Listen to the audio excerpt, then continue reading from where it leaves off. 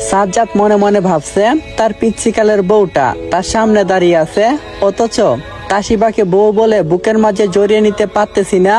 ইচ্ছে করছে সবকিছু বলে দেই, তখনই টাস করে একটা থাপ্পড় দিয়ে বলে, তোর সাহস তো কম না, তুই আমার বাসায় এসে আবার মুখে মুখে তর্ক করিস, ছোট লোকের বাচ্চা কোথাকার, এখনই চলে যা এখান থেকে।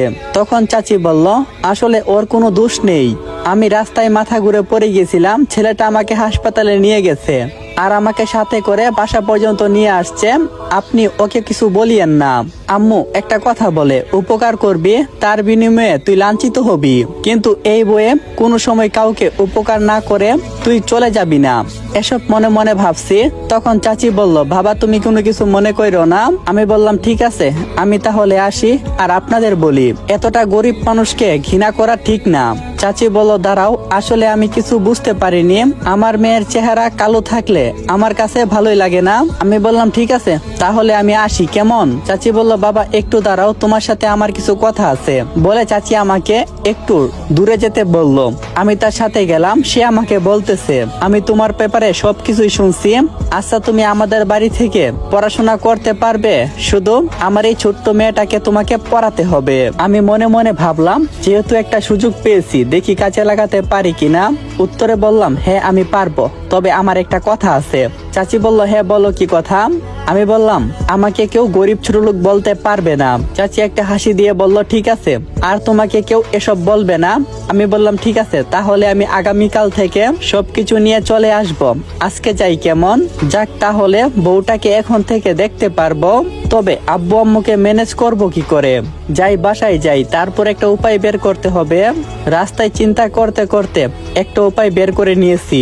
বাসায় এসে সোজা আব্বুর পায়ে পড়ে গেছি। আব্বু বলল, সাজ্জাদ কি হয়েছে?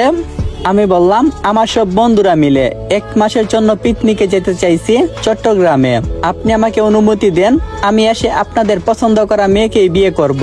আরো কিছু চাপা মেরে আব্বুকে রাজি করলাম। আব্বু বলল, ঠিক আছে, তাহলে কাল সকালে আমি তোকে বাসে উঠিয়ে দিয়ে আসব। আমি বললাম, না, আপনাকে কষ্ট করতে হবে না, আমি নিজেই চলে যেতে পারবো। আব্বুকে কিছুক্ষণ বুঝিয়ে নিলাম। অবশেষে আব্বু রাজি হয়েছে।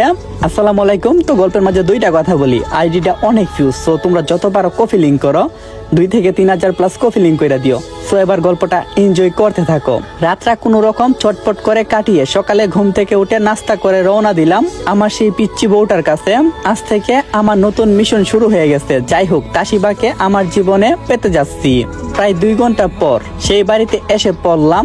চাচি বলল, বাবা তুমি এসেছো? আমি বললাম, হ্যাঁ এসেছি। চাচি বলল, আমাকে তুমি আন্টি বলে ডাকতে পারো, কোনো সমস্যা হবে না। আমি বললাম, আচ্ছা, তাহলে আমি আপনাকে আন্টি বলেই ডাকবো। চাচি বলল, এই তিশা, তোর ভাইয়াকে তোর আপুর পাশের রুমটা, মানে গেস্ট রুমে, সেখানে নিয়ে যা।